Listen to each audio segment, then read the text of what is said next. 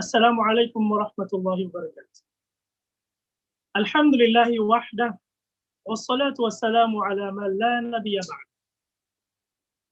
Alhamdulillah to Allah alone, wahda, wassalatu wassalam, and salat and salam, ala man la nabiyya ba'da, upon the one who is there is no nabi, there is no prophet after. Welcome everyone for another of our nasiha. Today, we are at day number 28. We are day number 27, night number 28. It's an even a night. And the month is almost out. What is there left in Ramadan, except just a couple more hours? This guest of ours that we had has gone so fast, has flown so fast. My dear brothers and sisters, what should be our position now? You know, we live in a time of technology, and now we have devices, the latest S11S and S10 and whatever, and, fast computers, 2 terabyte hard drive, and so on. Technology is at its best right now. But we realize that, despite how good technology gets, every so often you'll find that, your device might get a bit buggy here, or the computer might need a restart or something, and we need to reboot. The reboot, and you find it speeds back up, fresh in memory, everything goes smooth again. So even this technology that is so advanced, sometimes you need to refresh. My dear brothers and sisters, the message for tonight, inshallah, is using the remainder of Ramadan to refresh ourselves. Allah subhanahu wa ta'ala says in the Quran, شَهْرُ رَمَضَانَ الَّذِي أُنزِلَ فِيهِ الْقُرْآنِ. The month of Ramadan is the month that the Quran was revealed.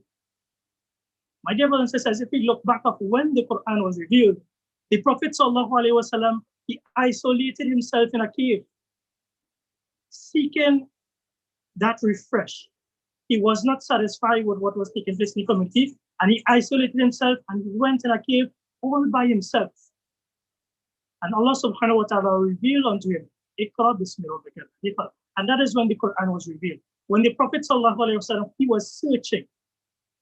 In the same month, the Prophet sallallahu alaihi wasallam, he was searching, he was revisiting life, purpose, what is taking place around him. My dear brothers and sisters, we have a couple more hours remaining. I am saying, let's use this time to reflect, to see where we are today, to see how far we have gotten. Did I accomplish what I did, what I was supposed to?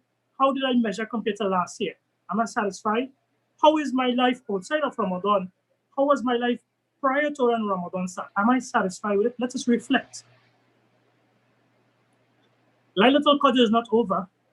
Some people say, yeah, the 27th night is gone. That's it. We can wrap up shop now and prepare for it. No, my dear brothers and sisters. Prophet ﷺ said, search in the odd nights. So perhaps we have one more odd night coming. Perhaps it may be in that night, Allahu A'lam. But we need to continue searching. But the scholars, my dear brothers and sisters, they have said about the night of Qadr. They have said that Imam Nawawi and a couple of the other scholars, they have said that the night of Qadr literally means, and the word Qadr means predestination. And they say that this is the day, or this is a night in which the predestination is written down for each individual.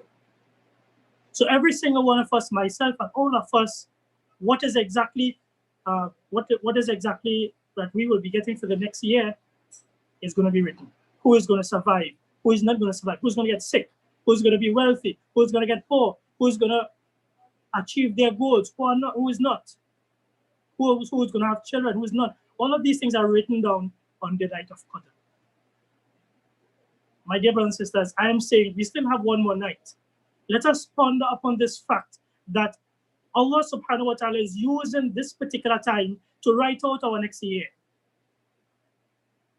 I am saying let us use this time as well to also ponder upon how we will spend this next year. Let us try to find purpose within the last couple hours of Ramadan. This peace and serenity when the doors of Jannah open and the gates of hell are closed. Let us use this time to focus and find exactly what it is that we want to do with the next space of 1 year in our lives. Let us assume, inshallah, and I ask that Allah subhanahu wa ta'ala make us for all from among those who achieve forgiveness in this month. As the Prophet sallallahu alaihi wasallam said, whoever stands or whoever fasts in the month of Ramadan, whoever stands in the night of Laylatul Qadr will achieve forgiveness. Let us assume that all of us will achieve forgiveness, inshallah. Let us assume that we will all start with a clean slate. And I ask that Allah subhanahu wa ta'ala allows all of us to start with a clean slate. Assuming that we have a clean slate, what would we do when we step out of Ramadan? As we approach this next year, what are we going to do for the next year with our lives, my dear brothers and sisters? What are we going to do different? What are we going to do new? Allah subhanahu wa ta'ala says in Surah Ra'd, Ayah 11, He says, verily Allah will not change the condition of a people until they change what is in themselves. My dear brothers and sisters, what good change do we want in our lives for the next year? What good changes are we making within ourselves so that Allah will indeed make positive changes in our lives over the next year? And this is a question I have for all of us to be able to ponder upon and to do some self and soul searching. Find ourselves. You know, I have been slacking off for the past year. I'm really not satisfied. You know, Shaitan has been getting me left, right, and center. What am I going to do to change? Am I going to change my company? Am I going to change the places where I go? Am I going to change my friends? Am I going to change my routine? Because the scholars, they have said that the month of Ramadan has been a training for us. The month of Ramadan is a training. And you know, someone gave an example. They say it's like, you know, you go to the military and they give you some intense training. You know, they drill you and drill you and drill you. So that when you do come out of the training, everything else will be a walk in the park. Similarly, my dear brothers and sisters, Ramadan is supposed to be a sort of an intense training. So when we come out of Ramadan, we'll be more buff, more fit. So whatever we will face, we'll be able to handle it easier. But my dear brothers and sisters, how are we preparing for this? Again, the message I am saying, my dear brothers and sisters, is that we need to use this time remaining to be able to ponder upon this and be able to make some changes. I just want to make a couple suggestions of how it is we can hit the reboot button in our lives. Some of the things that we can do to be able to make within this next last couple hours of Ramadan, so that when we do finish Ramadan, we will come out successful and come out even a better person than we started it, inshallah. Right? And number one, we want, as I mentioned before, we want to start by introspection. The Prophet Umar radiallahu anhu is reported to have said, he said, weigh your deeds before your deeds are weighed for you. Check yourself before you are checked. That is. So Umar radiallahu anhu gave us the advice that, you know, check up on yourself before you are checked, before it's too late. My dear brothers and sisters, I'm saying that the first thing we should try to do within this couple of hours that we remain in Ramadan, let us introspect, let us check upon ourselves. The next thing that we want to do is to get ourselves in the right mindset. We want to be able to put ourselves in our focus. Whether it means that we take a note, a mental note, or we jot down, okay, this is my game plan for the next year, inshallah. This is why I am at point X, I want to reach at point Y. What am I going to do? Let me get in the zone of exactly what I need to do. Get yourself in the right mindset so that when Ramadan finishes, you're in the right mindset to be able to take yourself forward. Number three, you want to look at your environment and see what is taking place around you. You want to look at yourself. I mean, right now we're in isolation, but we want to also look at outside of our isolation, the places opening back up piece by piece. So now we can look at and say, okay, well, you know, when I was at my worst, I was around these individuals. When I was at my worst, I was in these places. Now I want to be at my best. Where do I have to move from to go to? Who do I need to leave out? Who do I need to make friends with? And my dear brothers and sisters, I'm saying, let's look at that now. My dear brothers and sisters, I'm also saying, let's make a plan. Let's make a plan from now. Okay, and let's use this last couple hours of Ramadan to make a plan. When I do come out of Ramadan, what exactly am I going to do? And another thing that we want to do also is to start to make changes. I mean, we would have started from Ramadan by making certain habits, but we want to be able to make and solidify some of these habits. We want to start from today to make permanent habits in our lives. So we say, okay, for example, Ramadan, I will say my extra dua I'll say extra dhikr, I'll pray on my sunnah. I will. No, the reality is that outside of Ramadan, we may not have some of the luxuries that we have, right? Some of, especially with the isolation and so on. But we can look at practical ways that we could continue some of these habits. Make time for that extra Quran. Make some time for learning, maybe learning a hadith or so.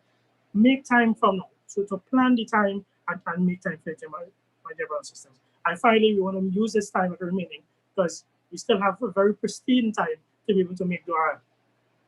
And the scholars have said, and we talk about Qadr being coming down, right, on the night of power. The scholars have said that one of the things that could change the Qadr that is already written is dua.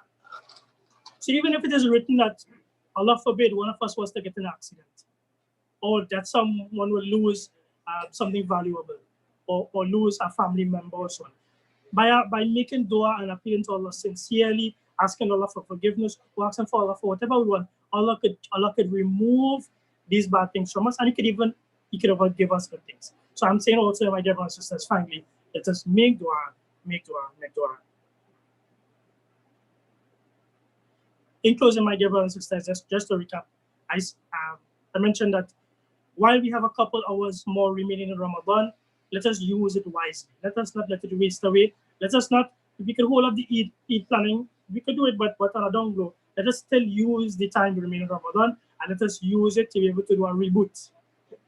Let us reboot in this Ramadan. Let's refresh. Let's get ready so that when we come back, we'll be more rejuvenated and better than ever, my dear brothers and sisters. I ask that Allah subhanahu wa ta'ala guide us on the right path. I ask that he makes us from among those who find the right path and stick on it. I ask Him that He makes us from among those who find purpose in this month and achieve forgiveness and Jannatul Firdaus. أقول قولي هذا وأستغفر الله لي ولكم ولسائر المسلمين من كل ذنب فاستغفروه إنه غفور رحيم. My dear brothers and sisters, we reach up for the time for Salatul Isha. The advice is that pull your family members together and get them together, pray Isha together, and if you could pray a couple of rak'ah with them as a family, that is the advice, my dear brothers and sisters. And we end here now, inshallah. Assalamu alaikum wa